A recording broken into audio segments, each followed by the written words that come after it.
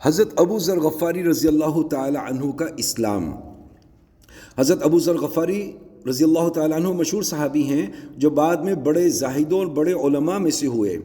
حضرت علی کرم اللہ وجہہ کا ارشاد ہے کہ ابو ذر ایسے علم کو حاصل کیے ہوئے ہیں جس سے لوگ عاجز ہیں، مگر انہوں نے اس کو محفوظ کر رکھا ہے۔ جب ان کو حضور اقدس صلی اللہ علیہ وسلم کی نبوت کی پہلے خبر پہنچی تو انہوں نے اپنے بھائی کو حالات کی تحقیق کے واسطے مکہ بھیجا کہ جو شخص یہ دعویٰ کرتا ہے کہ میرے پاس وحی آتی ہے اور آسمان کی خبریں آتی ہیں، اس کے حالات معلوم کریں اور اس کے کلام کو غور سے سنیں۔ وہ مکہ مکرمہ آئے اور حالات معلوم کرنے کے بعد اپنے بھائی سے جا کر کہا، میں نے ان کو اچھی عادتوں اور عمدہ اخلاق کا حکم کرتے دیکھا، اور وہ ایک ایسا کلام سنا ان سے جو نہ شعر ہے نہ کاہنوں کا کلام ہے۔ حضرت ابو ذر رضی اللہ تعالیٰ عنہ کو اس مجمل بات سے تشفی نہ ہوئی تو خود سامان سفر کیا اور مکہ پہنچے اور سیدھے مسجد حرام میں گئے۔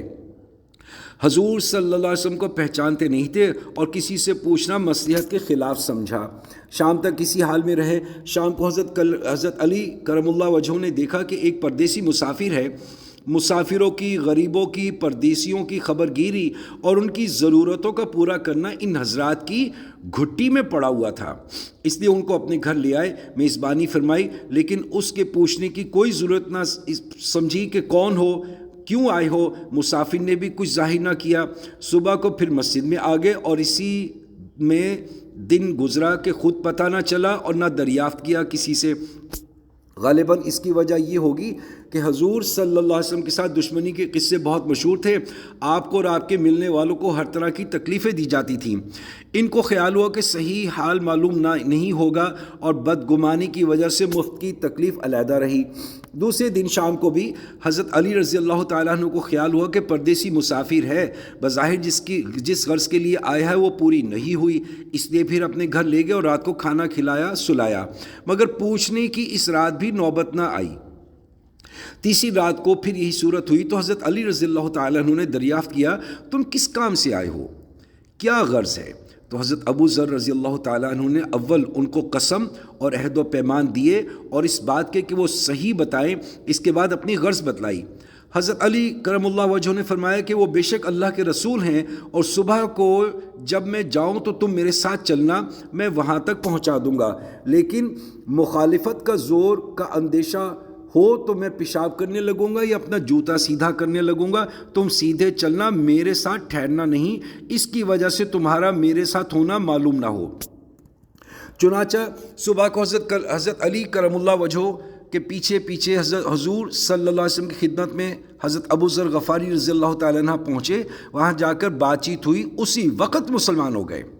حضور اقدس صلی اللہ علیہ وسلم نے ان کی تکالیف کے خیال سے فرمایا کہ اپنے اسلام کو ابھی ظاہر نہ کرنا، چپکے سے اپنی قوم میں چلے جاؤ، جب ہمارا غلبہ ہو جائے اس وقت چلے آنا۔ انہوں نے عرض کیا، یا رسول اللہ، اس ذات کی قسم جس کے قبضے میں میری جان ہے کہ اس کلمہ توحید کو ان بے ایمانوں کے بیچ میں چلا کر پڑھوں گا۔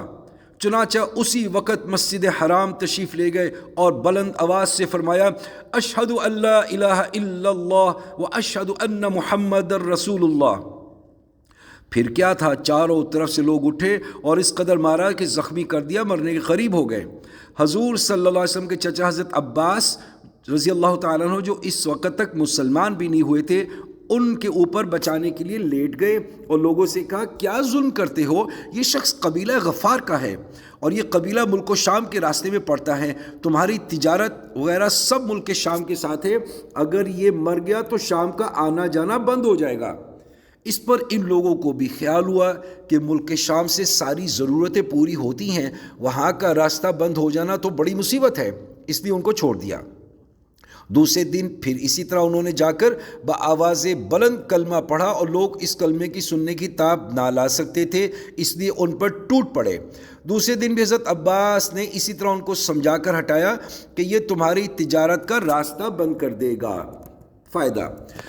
حضور صلی اللہ علیہ وسلم کے اس ارشاد کے باوجود کہ اپنے اسلام کو چھپاؤ، ان کا یہ فعل حق کے اظہار کا ولولہ اور غلبہ تھا کہ جب یہ دین حق ہے تو کسی کے بات کی کیا اجارہ داری ہے جس سے ڈر کر چھپایا جائے،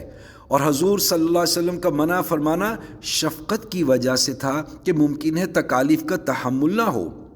ورنہ حضور صلی اللہ علیہ وسلم کے حکم کے خلاف صحابہ کی یہ مجال ہی نہ تھی۔ چنانچہ اس کا کچھ نمونہ مستقبل باب میں آ رہا ہے۔ چونکہ حضور اقدس صلی اللہ علیہ وسلم خود ہی دین کو پھیلانے میں ہر قسم کی تکلیفیں برداشت فرما رہے تھے، اس لیے حضرت ابو ذر غفاری رضی اللہ تعالی عنہ نے سہولت پر عمل کرنے کے بجائے حضور صلی اللہ علیہ وسلم کے اتباع کو ترجیح دی۔ یہی ایک چیز تھی جس کی وجہ سے ہر قسم کی دینی اور دنیاوی صحابہ کرام ترقیاں ان کے قدم چوم رہی تھیں، اور ہر میدان ان کے قبضے میں تھا